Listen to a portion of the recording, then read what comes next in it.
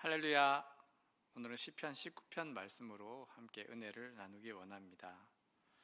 C.S. 루이스는 시편 사색이라는 책에서 나는 이 시편 19편을 시편 중 가장 위대한 시로, 세상에서 가장 뛰어난 서정시로 꼽는다라고 말했습니다. 이 아름다운 구절들을 보면서 다윗은 어떻게 이런 놀라운 통찰력을 가질 수 있었을까 궁금증을 갖게 됩니다. 우리는 자연을 보면서 아름답다, 예쁘다 이렇게 감탄하기는 하지만, 그러나 그 누구도 다윗처럼 하나님이 지으신 이 세계가 하나님의 완벽한 창조를 자랑하고 있다, 노래하고 있다, 그렇게 고백하지 못했습니다. 시편 19편 2절부터 4절, 날은 날에게 말하고 밤은 밤에게 지식을 전하니 언어도 없고 말씀도 없으며 들리는 소리도 없으나 그의 소리가 온 땅에 통하고 그의 말씀이 세상 끝까지 이르도다. 아멘. 대자연이 우리에게 말을 걸고 있다는 것입니다. 하나님을 찬양하는 소리를 온 세상 사람들이 다 들을 수 있도록 그렇게 하기를 원하면서 말하고 있다라는 것입니다. 세상의 모든 엄마는 아기의 얼굴만 보면 무엇을 말하려고 하는지 곧바로 알아낼 수 있습니다. 아기는 아무 말도 할 수 없지만, 그러나 아기의 표정과 그 몸짓을 통해서, 아기의 얼굴을 통해 무엇이 필요한지 금세 알아낼 수 있다는 것입니다. 다른 사람들은 이해하지 못하지만, 그러나 엄마는 금세 알아들을 수 있습니다.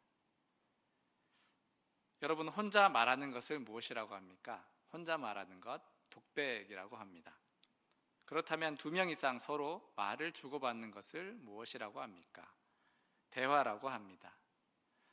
자연은 끊임없이 하나님의 창조, 그 놀라운 역사를 자랑하고 있습니다. 계속해서 우리들에게 말하고 있습니다. 그런데 우리가 듣지 못하고 있다는 게 문제입니다. 자기들과 대화하기를 원합니다. 대화가 되어야 하는데, 그러나 독백밖에는 되지 못합니다. 왜일까요? 다윗처럼 그 소리를 듣고 있지 못하기 때문입니다. 로마서 10장 17절 말씀, 그러므로 믿음은 들음에서 나며 들음은 그리스도의 말씀으로 말미암았느니라. 오늘날 교회는 이 구절에 대해 성경 말씀을 많이 읽고 들으면 믿음이 생길 수 있다, 그렇게 설명합니다. 틀린 말은 아닙니다. 하지만 저는 그저 성경 많이 읽으세요 라고 이 말씀을 생각해서는 안 된다고 믿습니다. 이 말씀은 하나님의 말씀이 내 귀에 특별하게 다가와 나의 마음판 위에 콱 하고 박히는 것을 표현하는 것이라고 생각합니다. 알아들을 수 있어야 한다는 것입니다. 한 귀로 듣고 다른 귀로 흘려버리는 것이 아니라, 이것이 하나님이 내게 하시는 말씀이구나, 무릎을 탁 치면서 하나님의 뜻을 알아들을 수 있어야 한다라는 것입니다.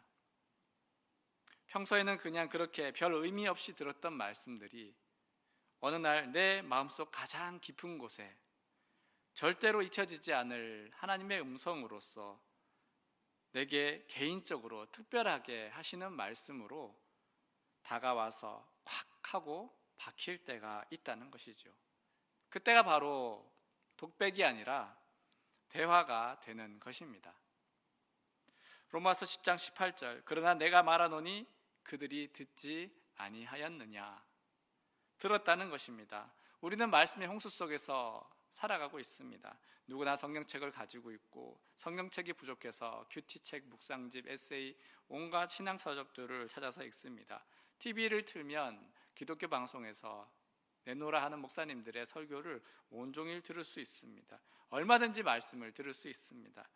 그러나 정말 내가 들은 것인지, 진정으로 이해한 것인지, 내게 주시는 말씀으로 받았는가 하는 것은 또 다른 문제다라는 것입니다.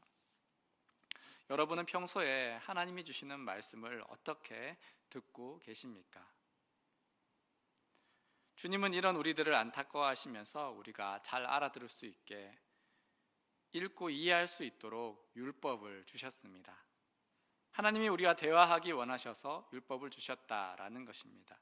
시편 19편 7절에서 9절 말씀, 여호와의 율법은 완전하여 영혼을 소성시키며 여호와의 증거는 확실하여 우둔한 자를 지혜롭게 하며 여호와의 교훈은 정직하여 마음을 기쁘게 하고 여호와의 계명은 순결하여 눈을 밝게 하시도다.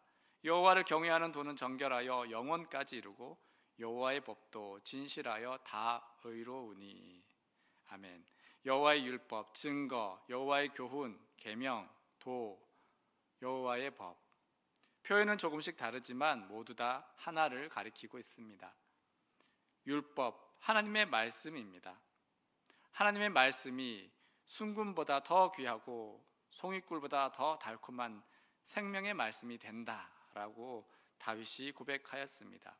C.S. 루이스는 율법의 즐거움을 이렇게 표현하였습니다. 지름길을 찾다가 그만 진창길에 만나 한참 고생한 후에 마침내 단단한 길을 밟게 되었을 때의 기분과 같다라고 말했습니다. 왜 우리는 이 소리, 주를 찬양하는 자연의 소리, 그리고 성경을 통해 우리에게 주시는 하나님의 음성을 듣지 못하고 있을까요? 그것은 우리를 하나님과 멀어지게 하려는 악한 영의 소리에 우리의 관심을 빼앗기기 때문입니다. 그렇게 죄악에 빠지게 되면 하나님을 바라볼 수 없고 주님이 하시는 말씀도 알아들 수 없게 되는 것입니다. 시편 19편 11절과 12절 말씀, 또 주의 종의 이것으로 경고를 받고 이것을 지킴으로 상이 크니이다. 자기 허물을 능히 깨달을 자 누구리요? 나를 숨은 허물에서 벗어나게 하소서. 아멘. 하나님의 법을 들음으로 우리는 우리 자신의 죄악을 깨닫게 됩니다.